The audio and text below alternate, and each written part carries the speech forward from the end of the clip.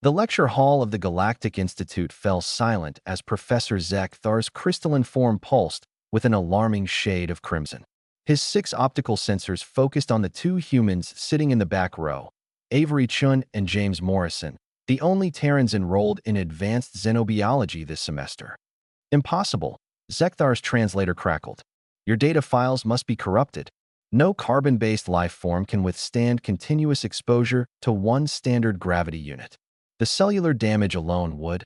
Professor, Avery interrupted, raising her hand politely. We're sitting here right now.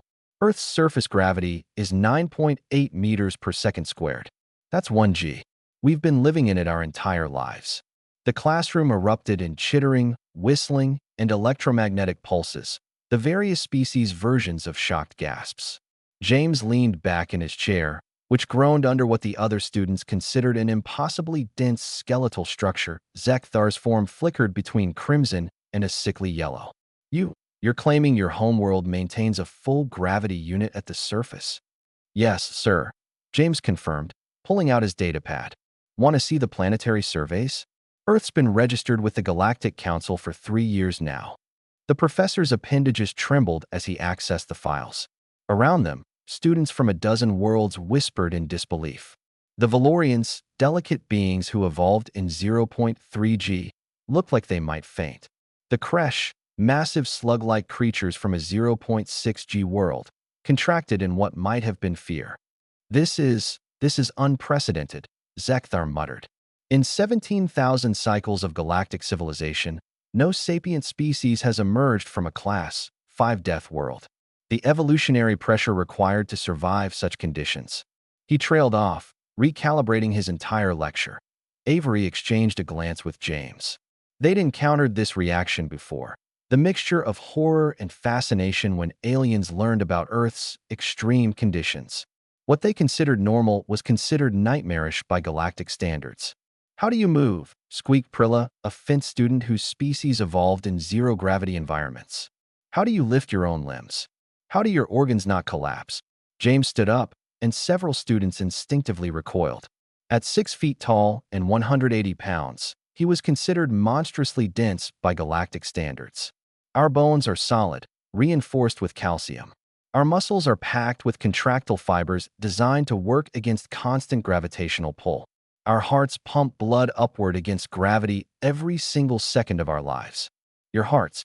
Zekthar's voice rose an octave. Singular? You possess only one. Most of us. Yeah, Avery said, standing beside James. At 5'6" and 130 pounds, she was still heavier than 90% of the species in the room. It's a pretty tough organ. Has to be. The professor accessed more Earth data, his form now cycling through colors rapidly. Your planet's atmospheric pressure, the oxygen concentration, the temperature variations. By the founders, you endure thermal swings of over 100 degrees in some regions. Welcome to Earth, James said with a slight smile. Where the weather can kill you, the gravity crushes most visitors, and even our domesticated animals are considered predators by galactic standards. A Thelian student, its gas form contained in a specialized suit, emanated a frequency of pure dread. I read that you have creatures called house cats that you keep as companions. The files say they're descended from apex predators. They're cute, Avery defended. Fluffy. They purr. They have retractable claws, predatory instincts, and can survive falls from heights that would kill most species, the Thelian countered. You keep them in your dwellings. Zekthar was now accessing Earth's biosphere data with what could only be described as morbid fascination. Your world has organisms called tardigrades that can survive in vacuum. Your oceans contain pressures that would flatten most starship hulls. You have insects that can lift 50 times their body weight, which, given your gravity, means, yeah, James nodded. Earth's pretty hardcore. We didn't realize it was unusual until we met you guys. The professor seemed to collect himself, his form stabilizing to a contemplative blue. Class, what we're witnessing here is the most extreme case of evolutionary adaptation ever recorded. Humans didn't just survive on a death world, they thrived. They developed complex civilization, advanced technology, and space travel, all while fighting against a gravitational force that would incapacitate any of us. Avery felt a strange mix of pride and discomfort at being the subject of such intense scrutiny. We're not that special. We just adapted, like any species does. Not like any species, Sekthar corrected. Better than any species. Consider this. Every human ship in the fleet carries artificial gravity generators set to 1G. For them, it's comfort. For the rest of us, it's a training ground. When human security forces board hostile vessels, they can disable artificial gravity.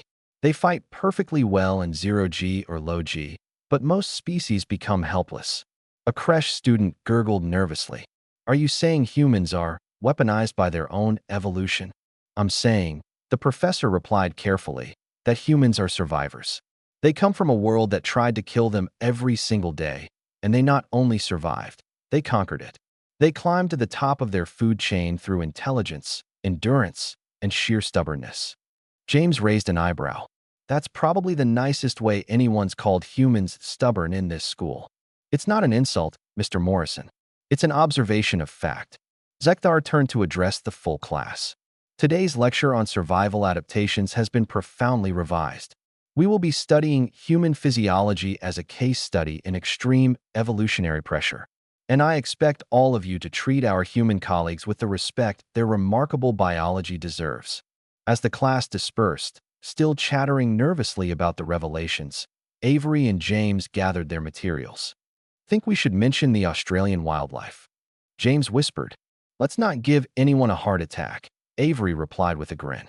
They're already terrified enough. Behind them, Professor Zekthar made a note in his files. Recommend all human contact protocols be updated.